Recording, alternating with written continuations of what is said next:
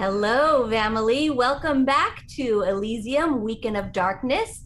I'm Elisa Teague. I am senior producer of role-playing games here at Renegade Game Studios, and I am here with Khaldun Khalil and Kat Evans, and we are going to be talking today about never discussed before material coming from Renegade. We announced it yesterday. We're going to be talking about Second Inquisition, and Kat and Khaldun are two of our awesome writers that were on that project. So we're going to be talking about that today and also discussing what it's like to be a writer for the world of darkness. So I'm really excited to talk with you both. We've been going back and forth, through Slack chats and work stuff, but I never really get to sit down and have a conversation with you. So welcome. What I'd like to do first is have you both introduce yourselves, talk about things that you've worked on in the past, what World of Darkness material you've worked on, and other cool stuff that you do too, not just World of Darkness. So let's start with Kat. Hi. First, World of Darkness is the coolest stuff. The whole of this panel is just going to be me raving about how much I love World of Darkness and how this is a dream come true. So if you're expecting anything intelligent, just pan away from me right now. I'm Kat Evans. In my day job, I work for Cubicle 7 Games, developing dark fantasy games and role-playing games based on some of the Warhammer universes. But for my hobby, I write World of Darkness games, both for Renegade and for Onyx Path. As Elisa said, I wrote on the Second Inquisition book, which we're going to get deep into in this panel. But I also wrote on the upcoming Trails of Ash and Bone set of chronicles from Onyx Path. And I've written on Mage 20, and I've written on Ghost Hunters, and I've written on... I don't think there's a World of Darkness line I haven't written on. Most of it's not in print yet. I am a nerd. Well, we love nerds here, so that is awesome. And Khaldun, tell us a little bit about yourself. Hi, yes, I'm Khaldun Khalil. I guess for my day job, I'm the Energy and Security Scholar at the Middle East Institute, non-resident scholar there, and I write horror and sci-fi and RPGs. I guess I've been doing that since the late 90s. My first work with World of Darkness was on Cairo by Night as a project consultant. I guess, I don't know, that was late, it was 2000, I believe, 2001. And since then, I've been working on RPGs off and on. Recently, I've worked on Vampire the Masquerade and Vampire the Requiem, some Call of Cthulhu projects, and of course, Dungeons and Dragons. Most recently, I've worked on some stuff for the Camria book in V5, and of course, the Sabbat book in V5 and Second Inquisition. Yeah, and we just announced Sabbat book a couple weeks ago, and it's now up for pre-order now. We talked a little bit earlier today. I got a chance to talk with Justin about Book of None primarily, but we also talked a lot about Sabbat, and it is so cool. It looks so cool, and obviously Second Inquisition is so exciting, and we'll be talking a lot about that in this panel. But before we get into all of that, I just wanted to know, what is it that first, drew you in to the World of Darkness? Like, what got you to start first playing, and what product was it that first, brought you into the fold? Feel free to jump in. Oh my gosh. Do you want the honest answer or the answer that makes me sound smart and cool? I want both. Okay. Honest answer. No, let's do the honest answer. Honest answer was hot vampires. Vampire the Masquerade hit me as a teenager just after I discovered Anne Rice and all of the beautiful darkness that brought with it. And when it turned out there was a game where you could play the creatures of the night struggling with their humanity and their monstrous urges, yes, give it to me. Put it straight into my veins. I think that's an answer for a lot of us, actually. I know that as, a goth in the 90s, Vampire the Masquerade was so appealing to me. I did start my role-playing game but playing hobby with Dungeons and Dragons. But when I discovered vampire, it was at the peak of, I don't know, did I ever peak of Gothdom? And Does ever peak, or do we just kind of we intensify?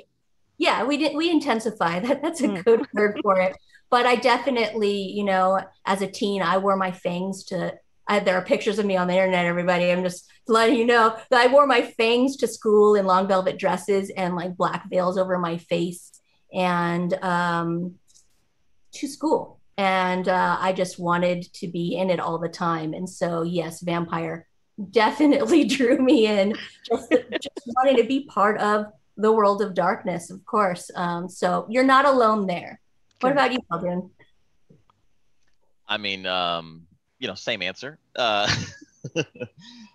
yeah, I mean, I'd played Dungeons and Dragons and other role-playing games before Vampire came out.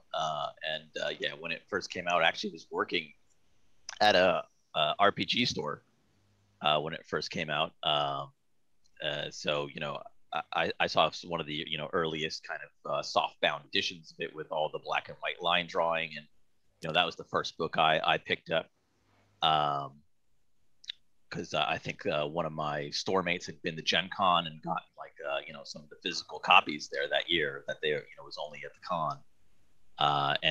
Yeah, it was really way different than anything else that, had been out before, even the way it talked to the player. Not just of course, that it used, the she pronoun, obviously, but just the way it talked to players and focused RP, it was, much different. And it was one of the first role-playing games where, at the store, I noticed that, it was the only game women would come in for, like, period. Like, they would not come in for any other RPG.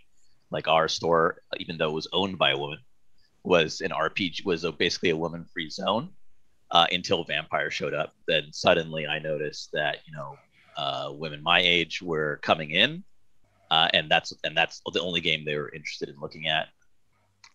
For good reason. I mean, it was not RPGs were not a very inviting environment for women. I hope it's different now, and I think Vampire, when it first came out, had something to do with changing that dynamic.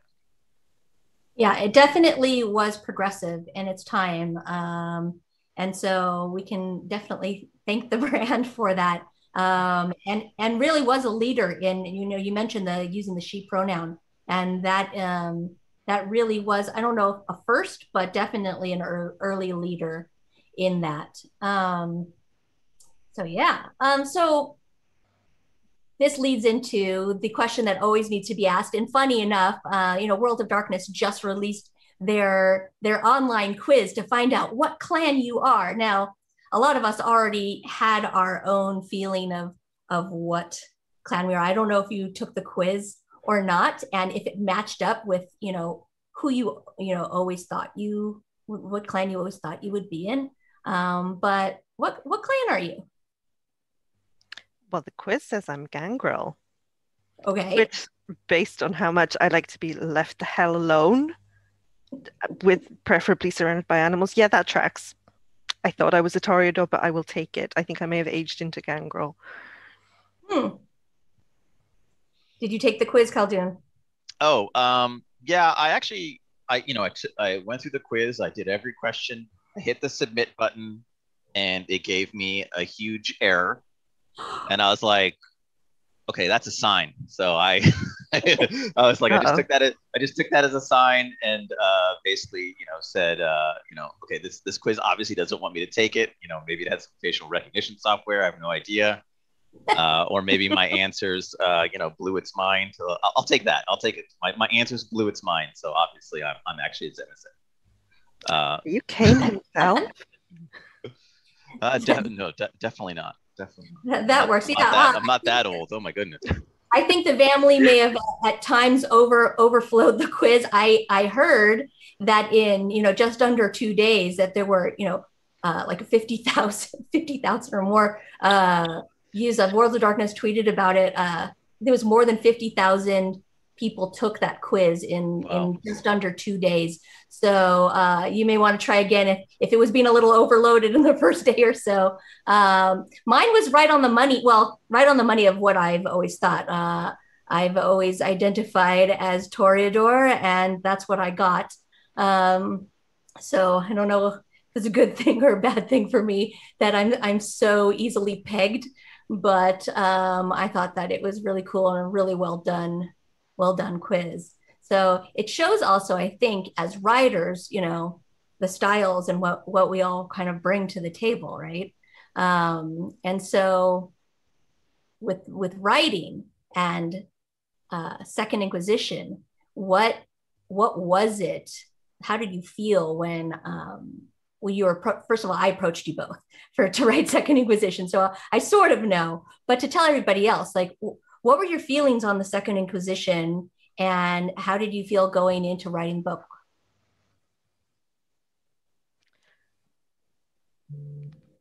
Complicated.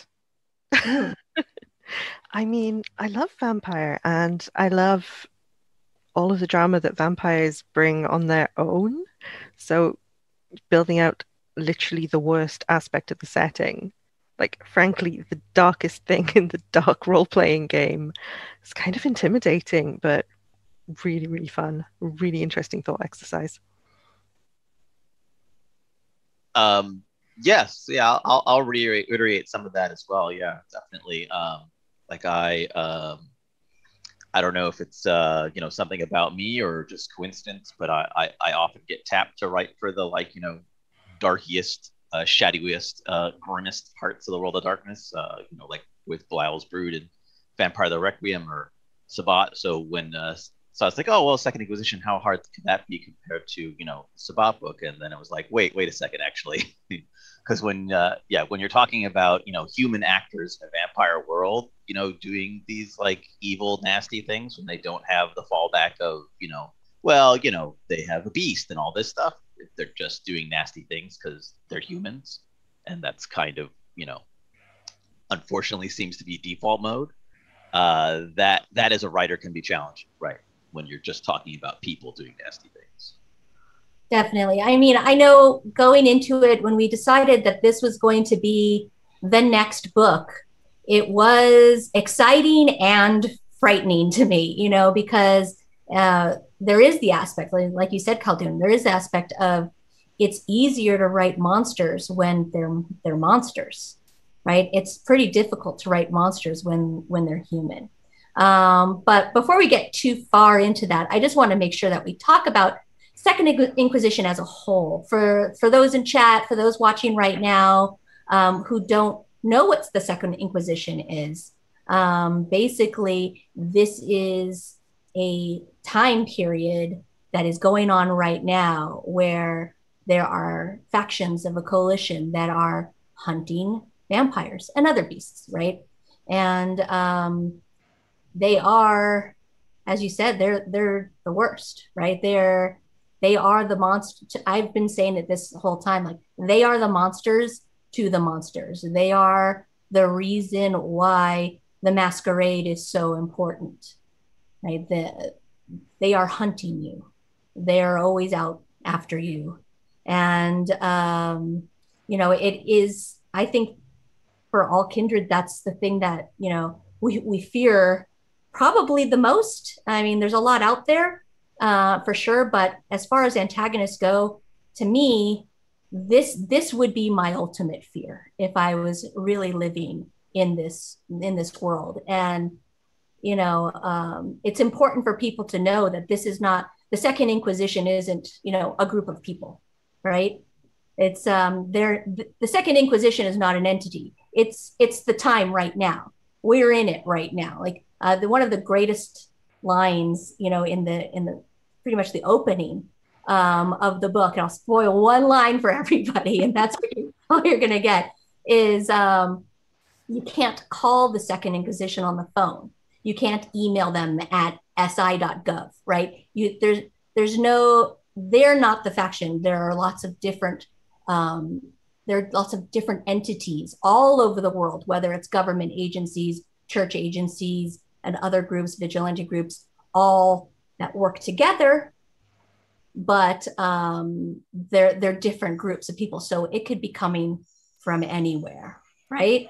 Do you have more to add to that? Yeah. So yeah, it's a time period. It's now, and it's also almost an immune system response, the way I see it. Like every living, breathing human in the world has a reason to fear the monsters that are in the shadows, no matter how gorgeous and elegant and sophisticated they all think they are. They're predators. And this is the population that they've treated like cattle, finding ways to push back against them and to try and reassert control out of, the very primal human instinct of fear. And there is nothing more dangerous than a terrified human, because they will do anything. We fight like cornered rats. And yeah, it's in a way the kindred kind of getting not what's coming to them, but what is inevitably the next step for them. Does that make sense? It does, but it's also really scary to think about. I mean, to what levels are human beings pushed to those types of reactions? And I feel sure as a maybe real life human to be determined. If something was out there and I had this fear, but no real proof, right? No real proof that it's out there, but I've heard these rumors. I believe that these monsters are out there. What lengths do I go to? I don't know. I don't know if I go to these lengths. It's really bordering on are these antagonists in Second Inquisition? Are they villains? It's so complicated, right? Looking at this from an outside point of view, as human beings in the real world or vampires in the world of darkness. I have very, very different opinions on them. But on the whole, I feel like their tactics are so incredibly brutal. And I think the most brutal part of it is that these things do happen in the real world. And I think that's what makes writing a book like this so challenging. So I guess the next question is, what are the challenges that you both faced while writing this material? Like when you're writing people that are so terrible, what do you do to overcome those challenges?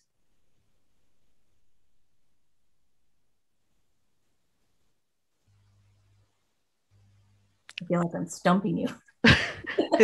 This profound silence it's not just us being polite, it's a mark of how difficult some of the content in this book was, I think. Mm-hmm.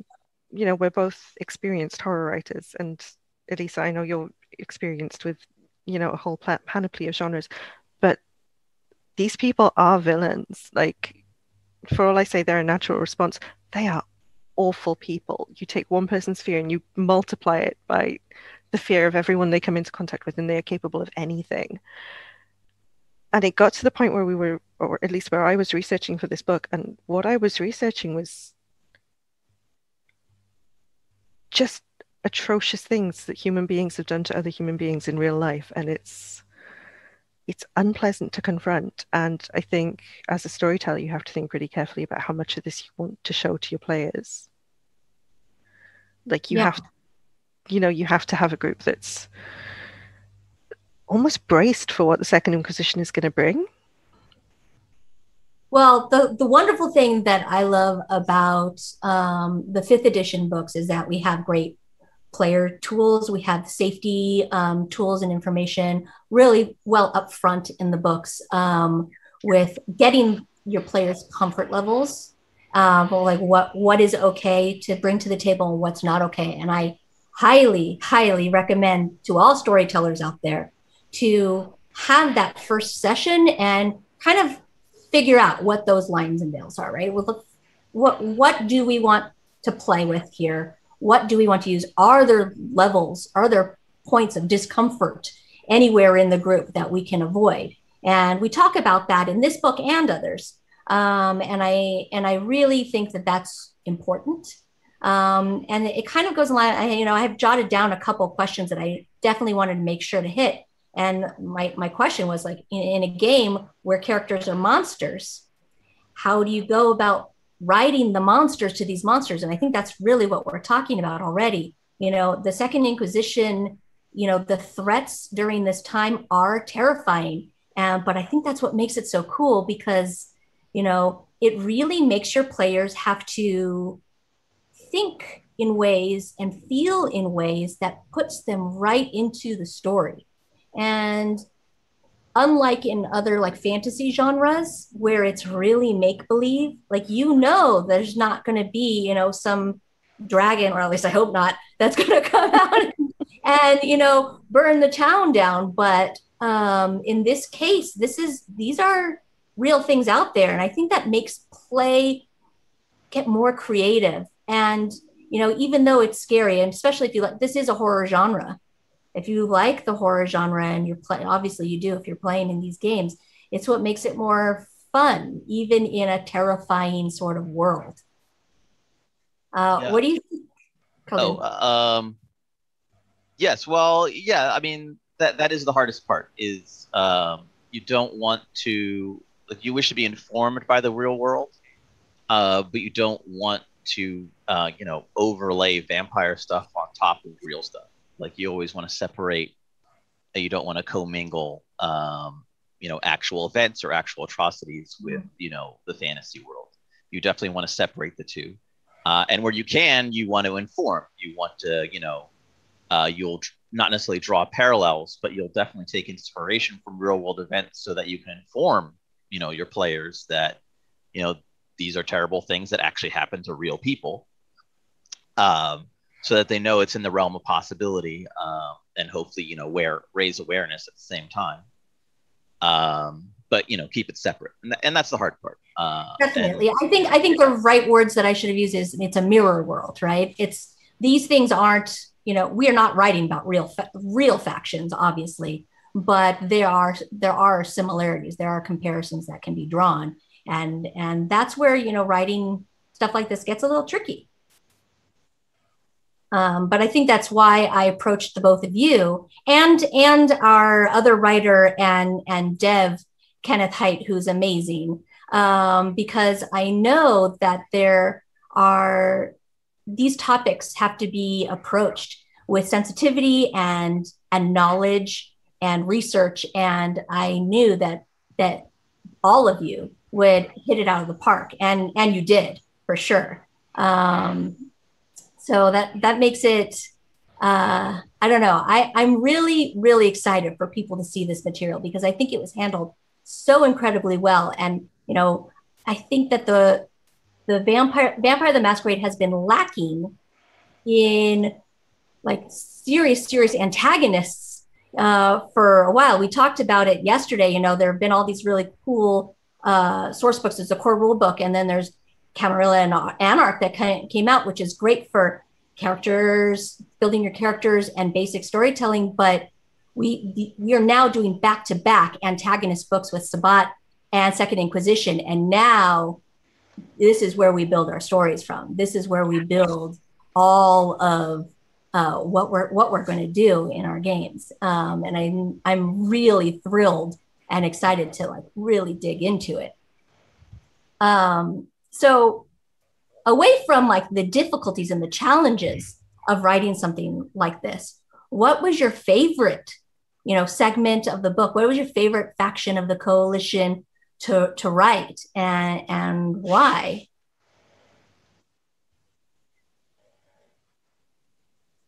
Carlton, do you want to go ahead? Yeah, sure. Well, that's an interesting question.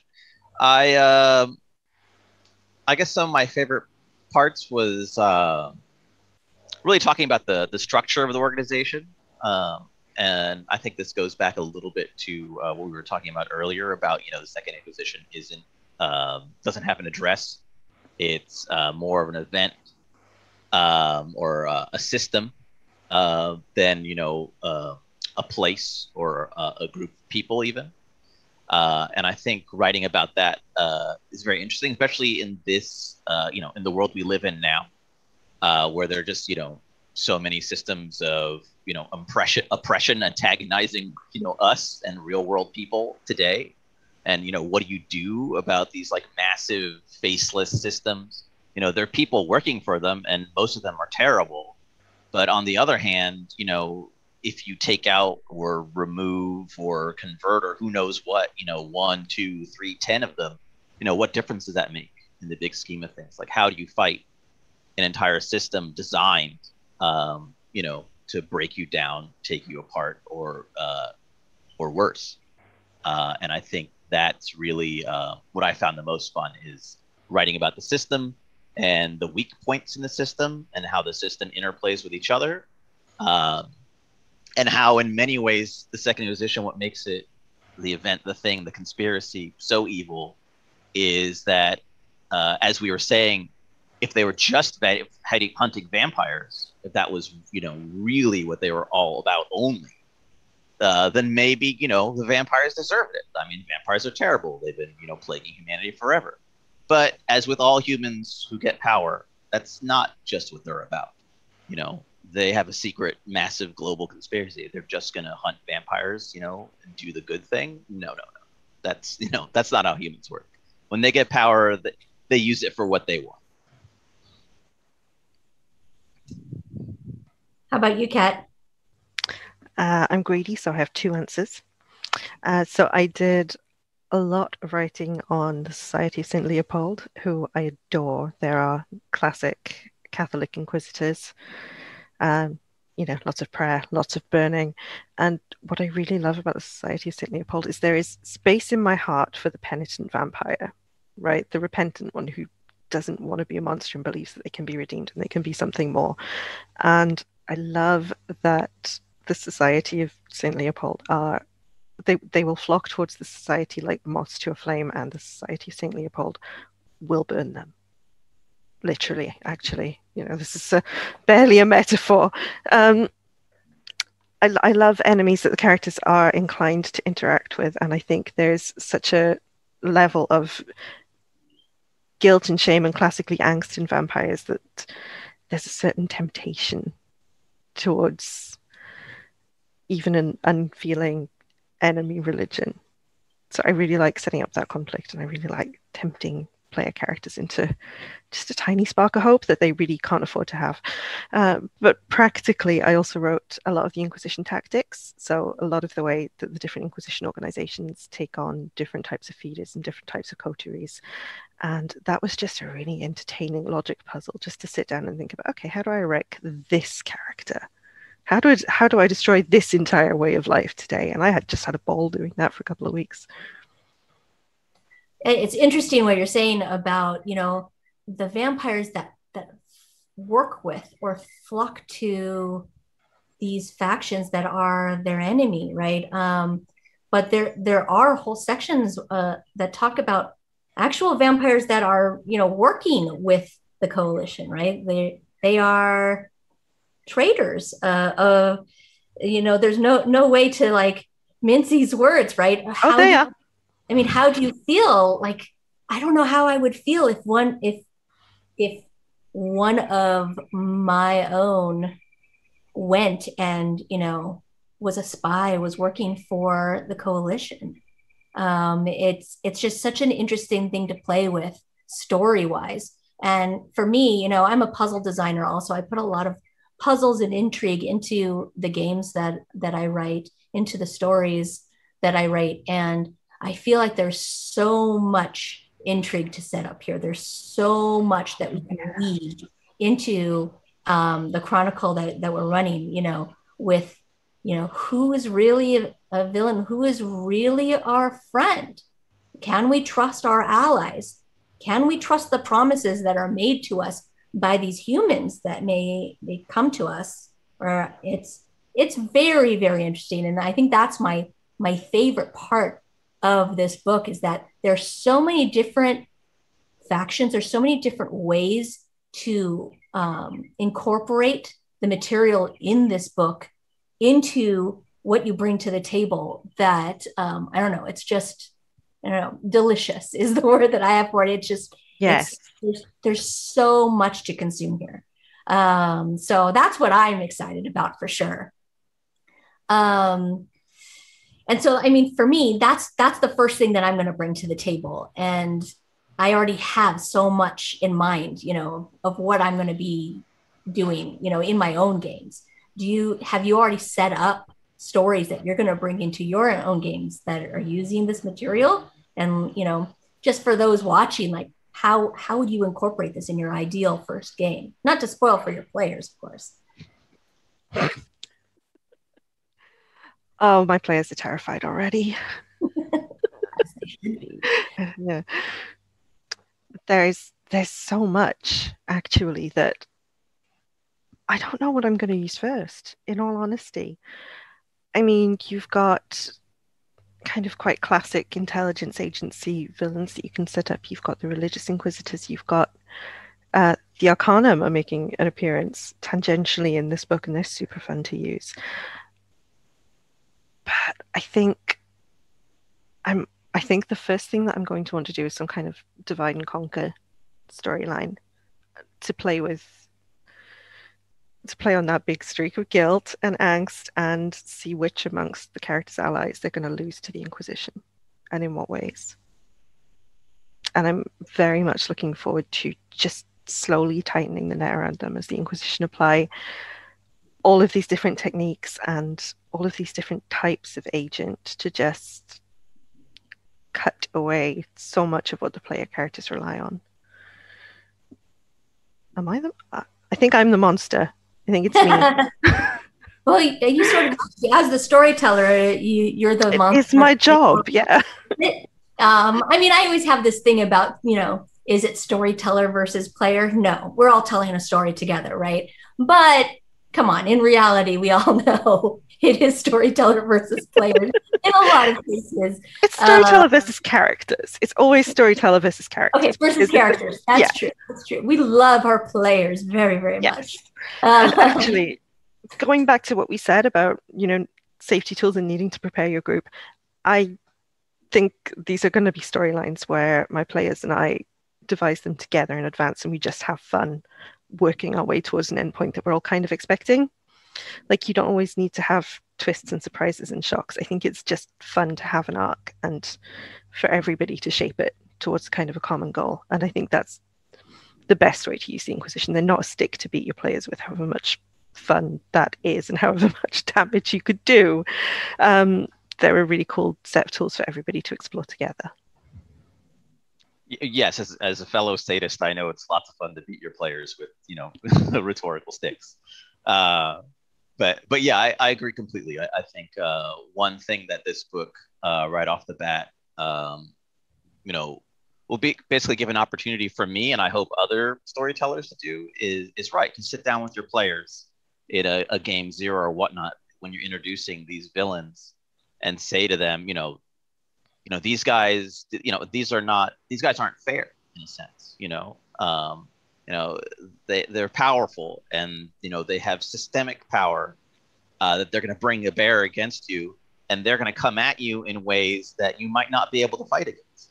Like, you asked what I was interested in using. And like, one thing that I, was planning to bring into my game more is the idea of, the algorithm, the heartbeat that, what do you do? Like, as a vampire, there's, a system, a machine in a sense, that's out there hunting you, that is using invisible pathways in a sense, that you might not even fully understand how to counteract. And the paper trail and the electronic trail you're leaving behind, no matter how small or how slight, one day it's going to ping you. And, maybe not tomorrow, maybe not tonight, but you're going to slip up and maybe they'll come knocking at the door. Like, that level of paranoia, I think will be a lot of fun to bring in the game. And beyond that, there's also some stuff in the book kind of concerning how the Second Inquisition interplays with the Gehenna War. How parts of the Second Inquisition, in a sense, have become part of the Gehenna War, and what does that mean when they have become to participate in this, what we think of as vampire on vampire warfare. And what does a group that is trying to exploit vampires and be exploited by vampires going to bring to bear to that? I think there's some very interesting stories to tell there as well. It's interesting that you mentioned that, because earlier this afternoon, when I was talking with Justin about the Sabbat, and we brought up Second Inquisition just slightly, and he was mentioning the fact that the Sabbat come to town, and they are not subtle, right? They're not subtle about their actions at all, and they actually sort of lead factions of the coalition right to the doorstep of your home. They are actually giving off more of that. You're saying that you're shedding information slowly. You don't even really realize it, but they're not subtle about it at all. They're not like trying to keep up the masquerade the same way, and so they kind of are coming in strong, and all the factions of the coalition have to do is follow their trail, and that's pretty scary when you think about it. So it really does work together nicely as a storyteller, that you can kind of incorporate both, and suddenly I'm minding my own business, going about my merry way every night, and suddenly I'm faced with two separate antagonists in front of me, and not just one, because they've followed each other. And yeah, it's an interesting thing to play with. I think the other really cool thing that you touched on is, as a vampire, I don't really know how the coalition works. You hear rumors, you hear stories about, these, religious sects or, government agencies and what they can do. They're like the horror stories that you hear as, vampire bedtime stories. I don't know, that doesn't really work, but you hear about it, you hear rumors, but you have no real proof unless you've been lucky enough to bear witness and then get away, right? And then on the other side of it, you have all of these, government agencies and whatever, and they don't really know about kindred life. They don't really know. Like, some of them have a lot of good intel, but they don't really know. Or a lot of them don't really know. They hear rumors too. These are their horror bedtime stories. These are the monsters that they, think they know about. They don't even know the right terminology for us, right? As characters. And so you're working with, characters that have very little information, and their antagonists that have very little information too, somehow trying to piece together a story towards each other. And that I find like really cool to play around with, story-wise.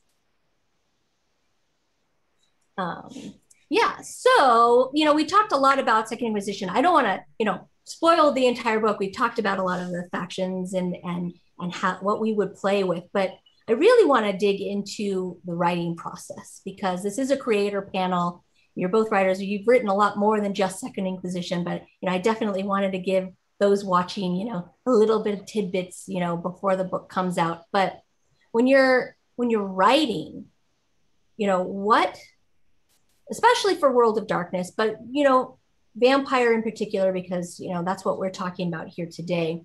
What are the special steps or methods that you use versus, writing for other role-playing games? Because you've both written for other things as well. What makes writing for World of Darkness different? Or do you not think it's different?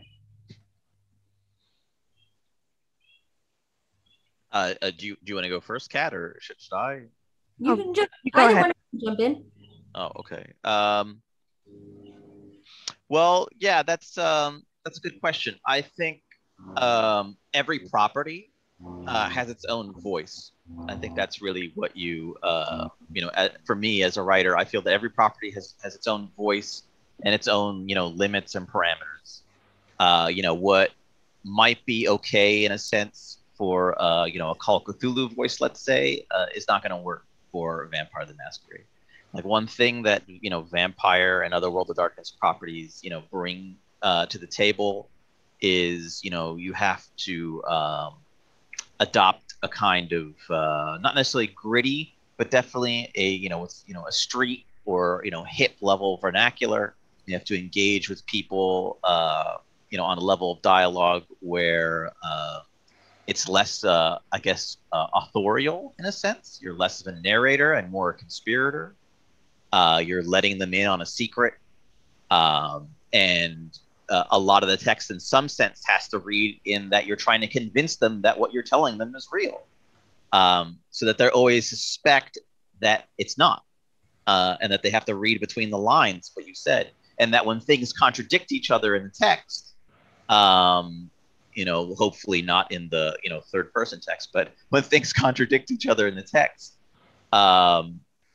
then that's a clue that perhaps there's more going on. And, I'm going to look around, I'm going to dig, and I'm going to see what's happening. Or more importantly, use an ST or player that'll give a rise to a story idea or a character idea. It's like, well, here's a paradox. And a paradox is a mystery, and therefore I want to play in that mystery.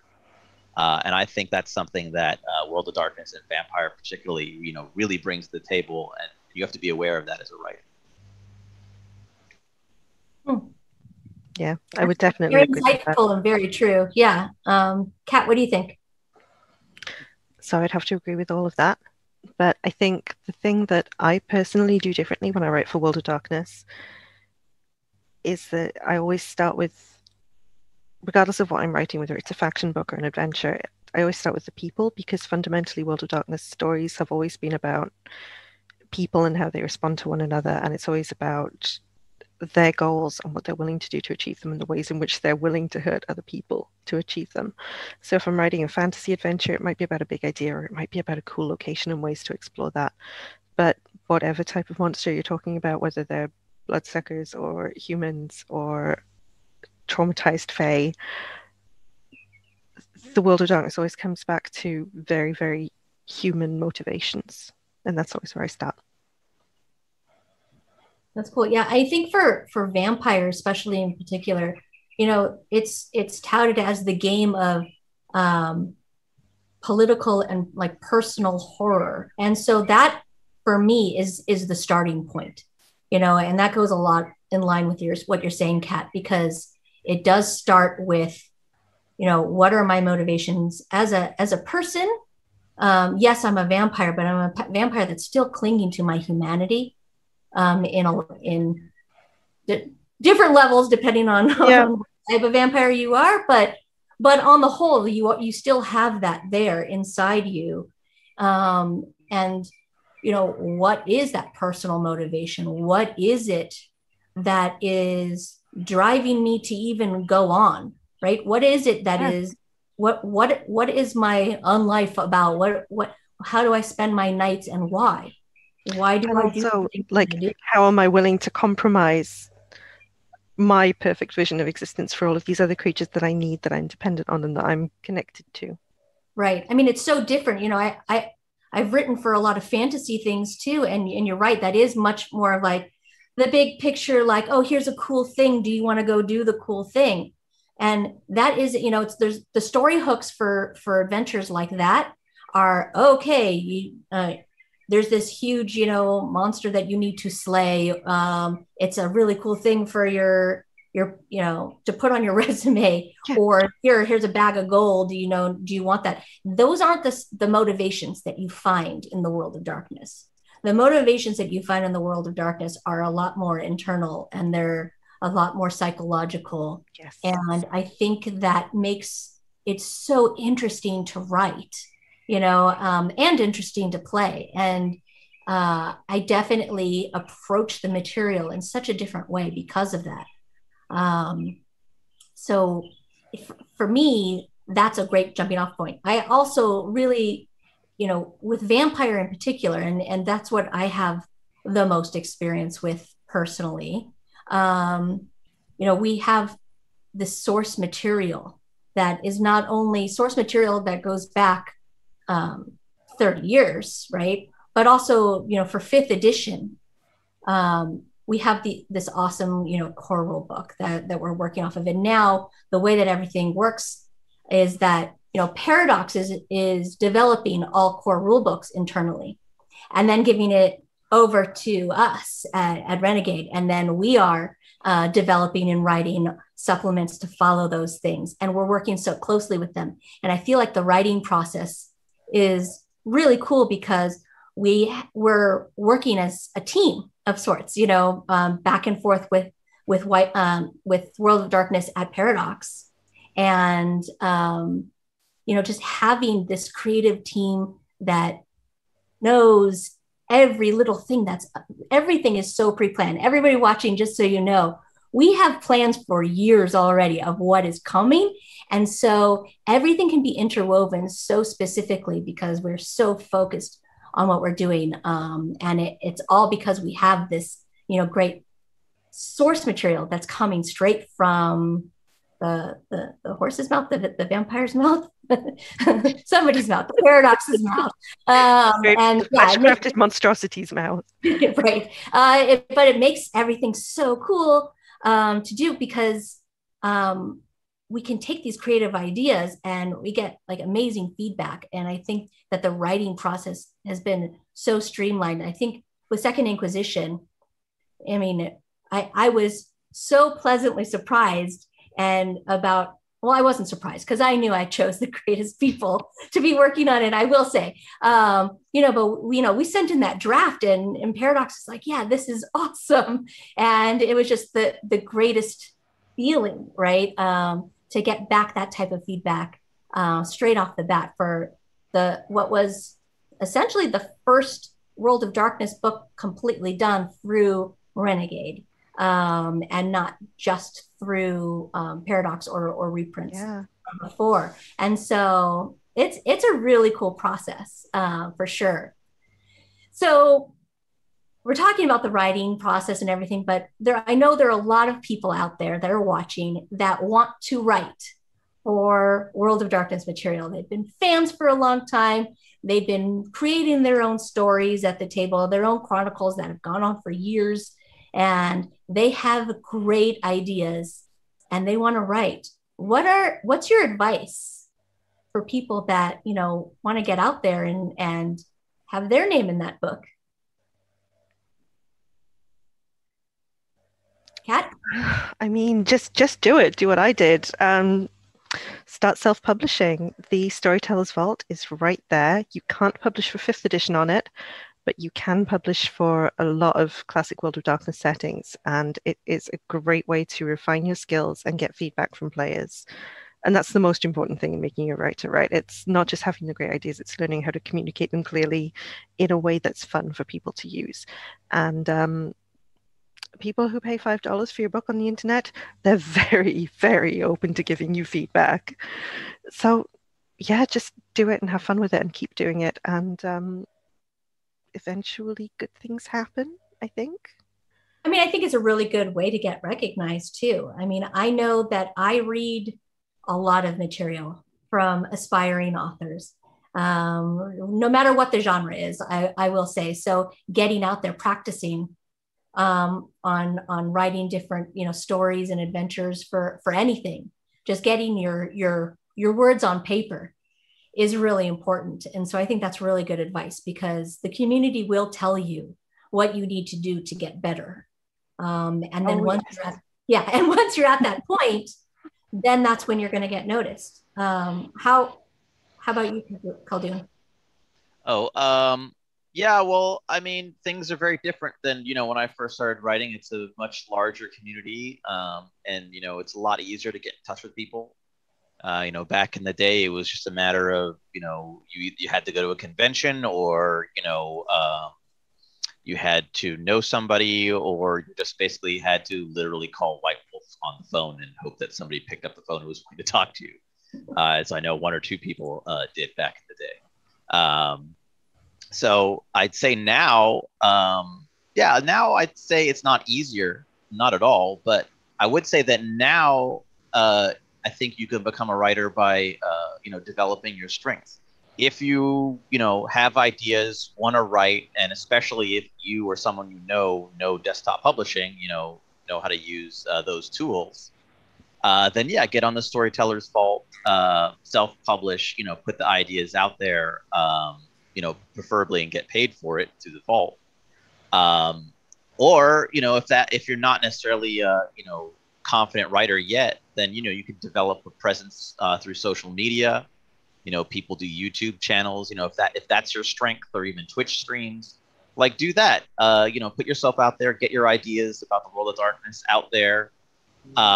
Especially if you develop a following, like that is an entree. More than one writer I know, has become a writer, through having a built-in fan base, and then translating that into entree into the World of Darkness as a writer, and then their skills as a writer improved as they worked, obviously.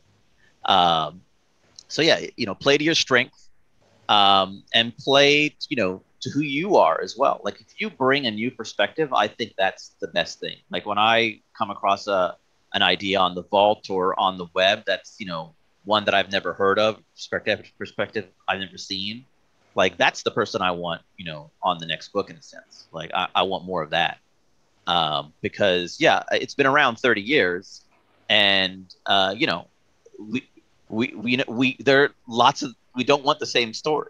We want new stories, and we want the new generation telling those stories. That's for sure. I know that, what I'm looking for in new authors is that fresh perspective. I want fresh faces. Obviously, you need to have the chops. You need to have, the talent behind you and know how to write. And that's where all that practice that Kat's talking about comes into play.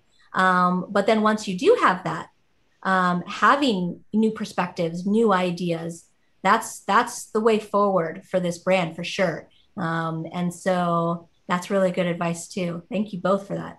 I know that we have about a half hour more. I want to make sure that any questions that are happening in chat that I am not paying attention to right now, because I'm talking to you both, get answered. But we have our amazing producer, Chris, who is taking a look at chat, and we'll see if there are any questions that need addressing.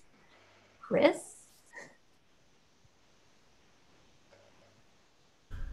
But I can't hear him. Hello. There we go. So we have a few. There's definitely been some activity as you guys have been going on here, and thank you for getting those questions in. So we have a couple that I thought was interesting.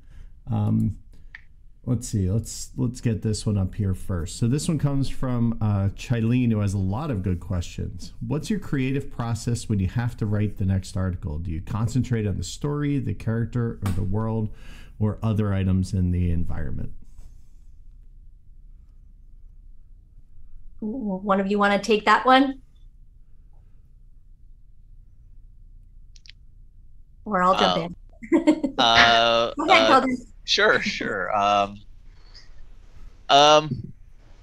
Well, I guess I'm not quite sure what you mean by the next article, but I guess when I'm starting a new project, what I do is I read the old books.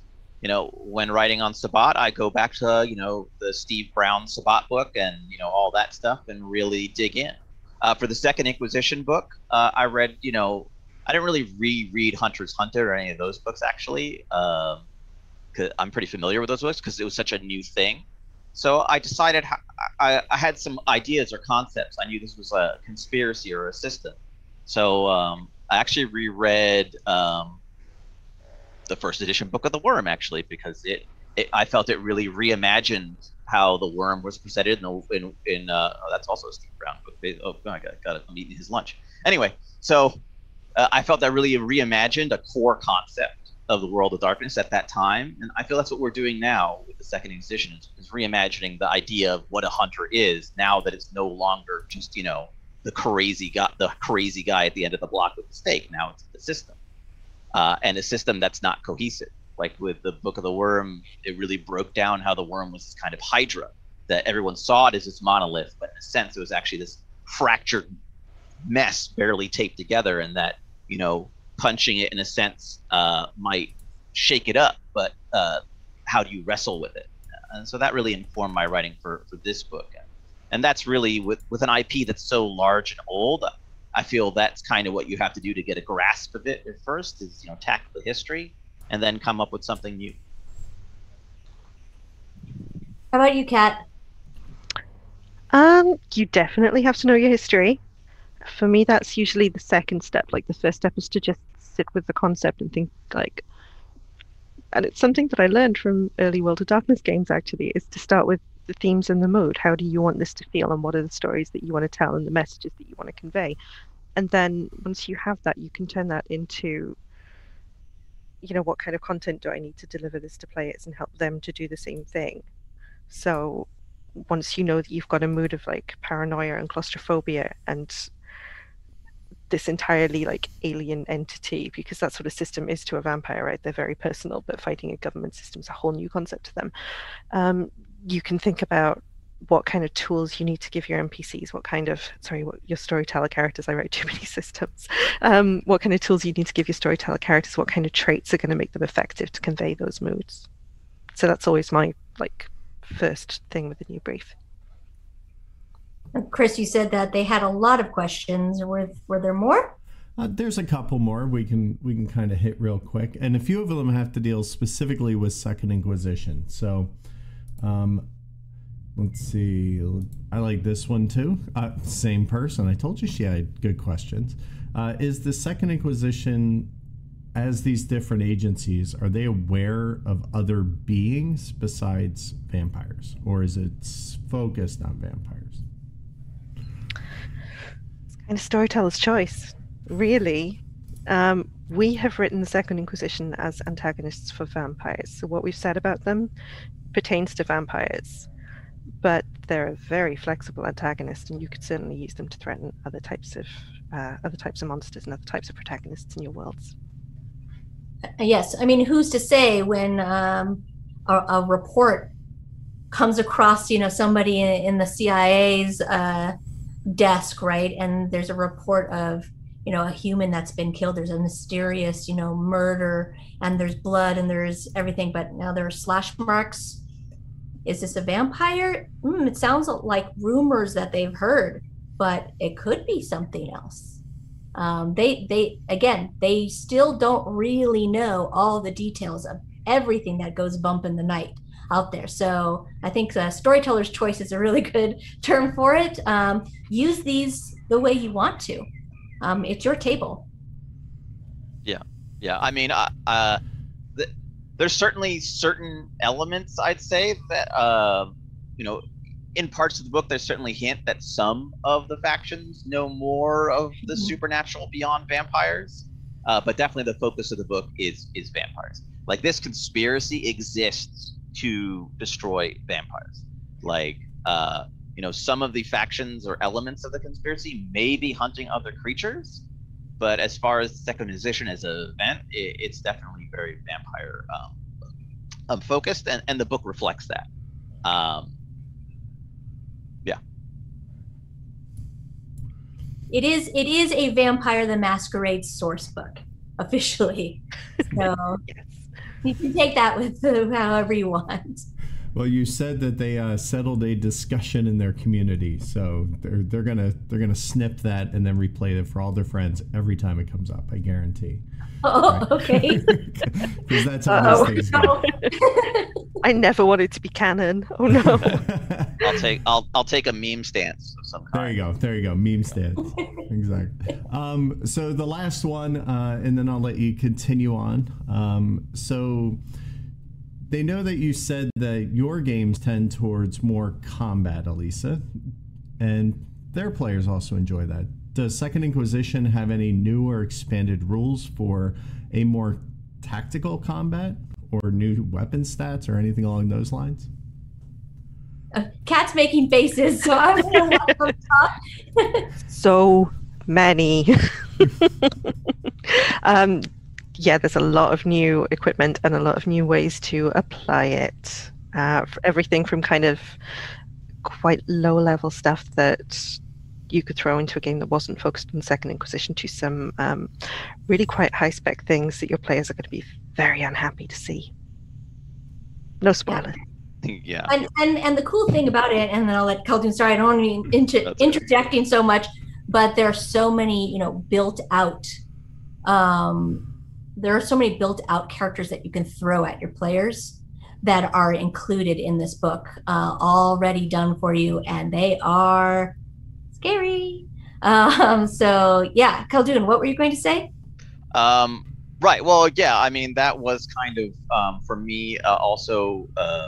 Well, first I'll say that yes, as base level combat in V5, it's much more of a more narrative environment. So if you are looking for a more tactical combat experience, this book will definitely have antagonists for that, and systems for that. But I wouldn't say that there are any major changes in the rules of combat as presented in the core book.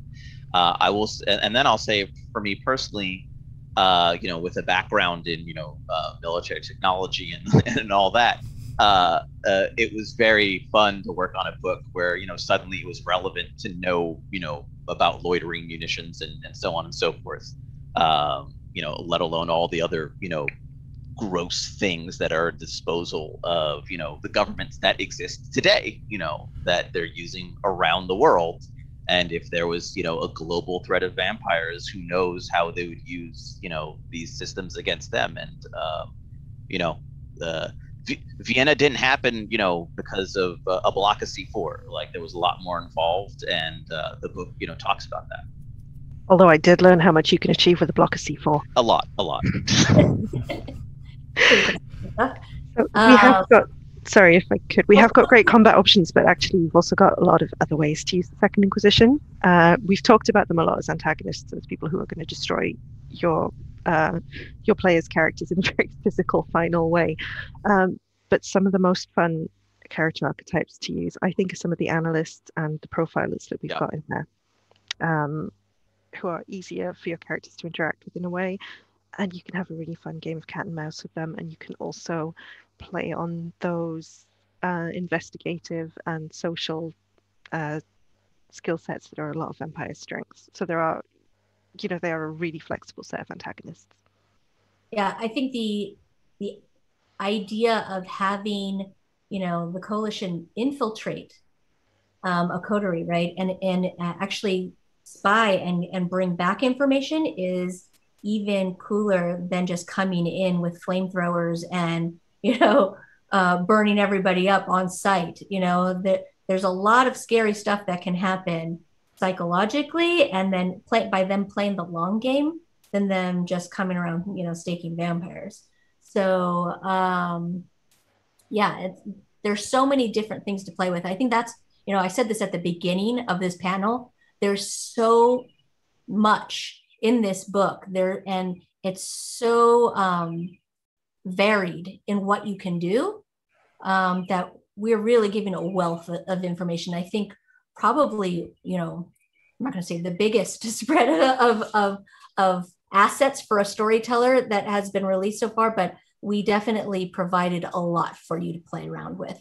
And I just wish this book was coming out tomorrow so everybody could see it. We'll have to wait just a little longer. But it is available for pre-order. I believe this one is available for pre-order. You'll have to check the pre-order page. I know that Sabat is, but it is coming soon. I just cannot wait. Chris, now you said you had those 3 questions were all from the same person. Was there anything else? I don't want to ignore the message chat. Oh no, we mixed in a few others there too. So. Oh, you did? Oh, good. I mean, then I guess that what we're going to do is, talk a little bit more about, how you would use the book right now as it stands. Like, what is the first thing that you want to do, and how would you mix in these assets with other stuff that's already out in your game?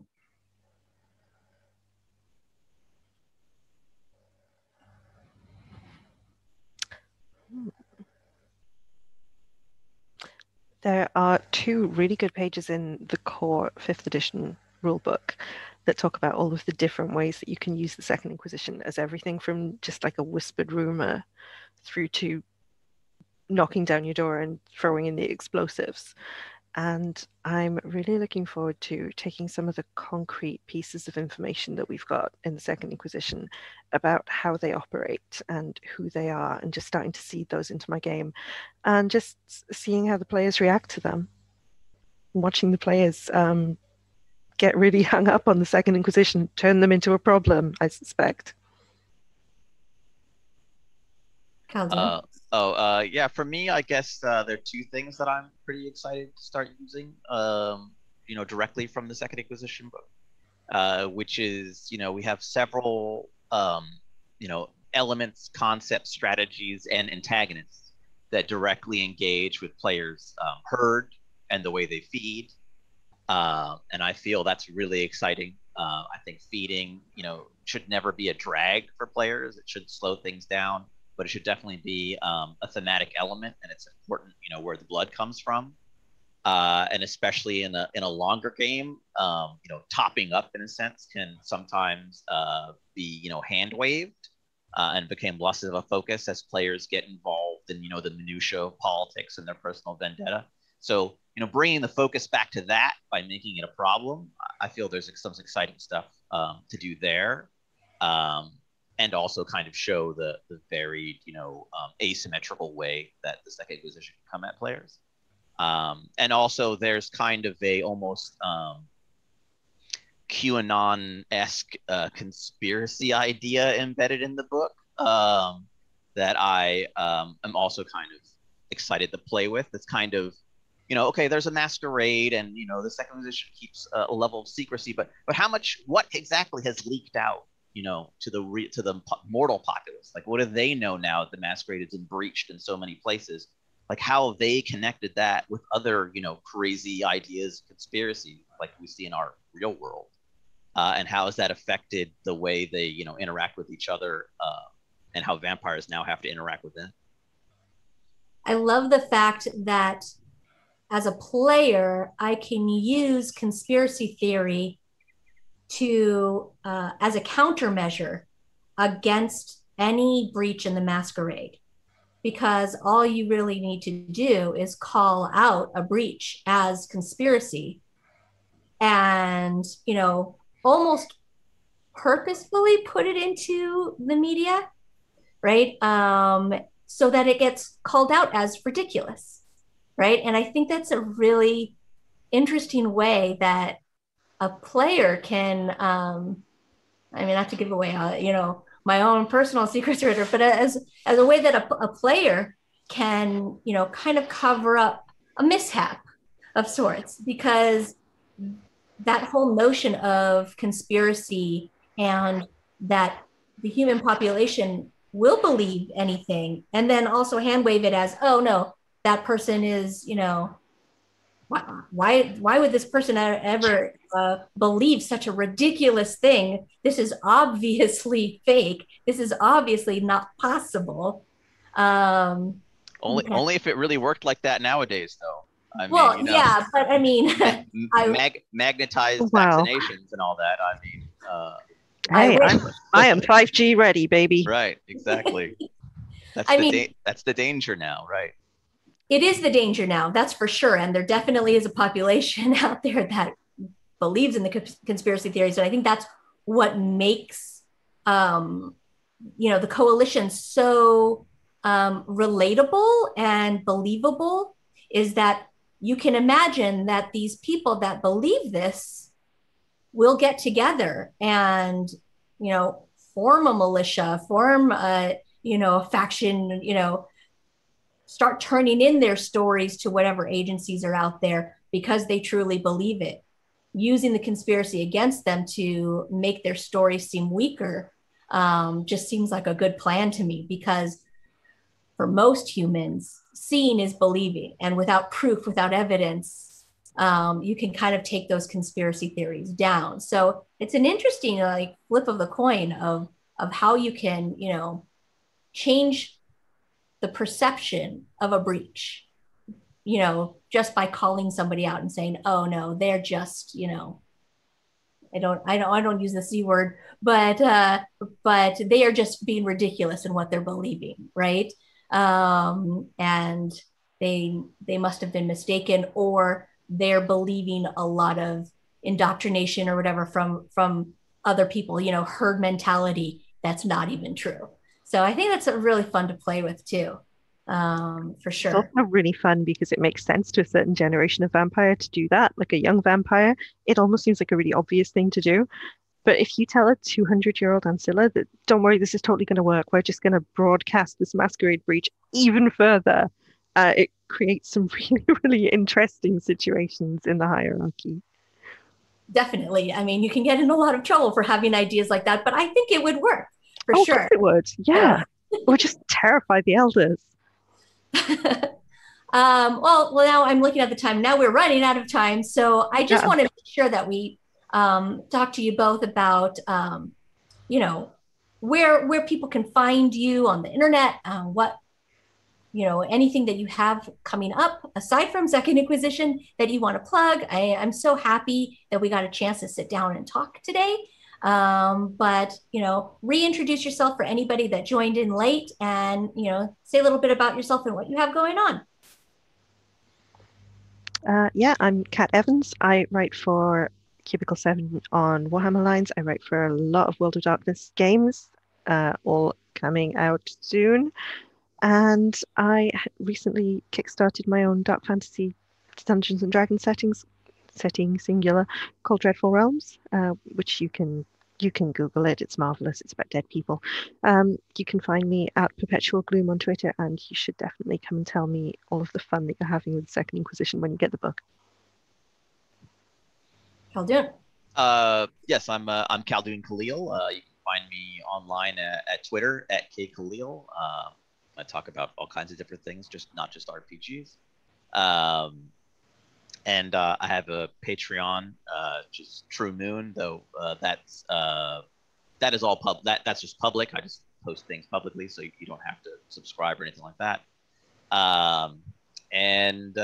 Yeah, that's mostly it. I'm working on several World of Darkness books. Second Inquisition, obviously, and Sabbat. Hopefully, others coming out soon. And yeah, that's that. Okay, and I'm Elisa Teague. I am senior producer of role-playing games here at Renegade Game Studio. You can find me, in the Twitterverse at Geeky Pinup. You'll also see me popping in to the chat on Twitch and Discord, also as Geeky Pinup. So if you have any further questions, feel free to harass me. I don't mind at all. I'm here to answer all of your questions. I'm not seeing the stream right now. So Chris, I don't know if you have the cover for Second Inquisition the artwork that we just previewed yesterday. This is awesome artwork by Mark Kelly. And we have it up for pre-order, I believe, on our website at renegadegamestudios.com. So make sure to go there. You can pre-order everything that we've announced so far this weekend over on our website. I want to give a special shout out to Kenneth Haidt, who was our other writer on Second Inquisition and our dev. He's amazing. And I'm really hoping that on our next Weekend of Darkness, we get to talk to him a little bit about him and his insight. He's going to be working on another thing for us that we'll announce at the next one. That's my Scott spoiler. And yeah, I'm just really excited about everything. And it was such a pleasure to talk to you both. I also want to make sure that everybody stays tuned. We have coming up right after this at 6:30, the LA by Night special, where we will have LA by Night cast members coming to talk about the experience, do a little recap of the show, talk about all of the things that happened, that they wish that had happened. It'll be a lot of fun. And then after that, we are going to have a Vampire the Masquerade game show with trivia. And I believe that there are going to be prizes and all sorts of things. So make sure to come and participate in that. It's going to be a lot of fun. And yeah, that is it. Thank you, everybody, for joining us Again, if you see me in any of the chats, make sure to ask any other questions you have hanging around there, and I'll see you there. Bye, everyone. Bye. Thank you. Bye.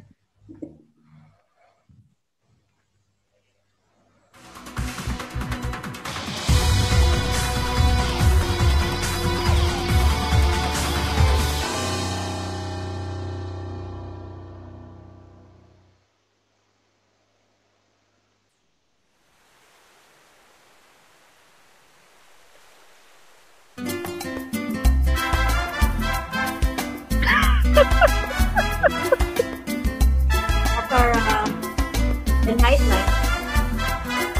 Incredible.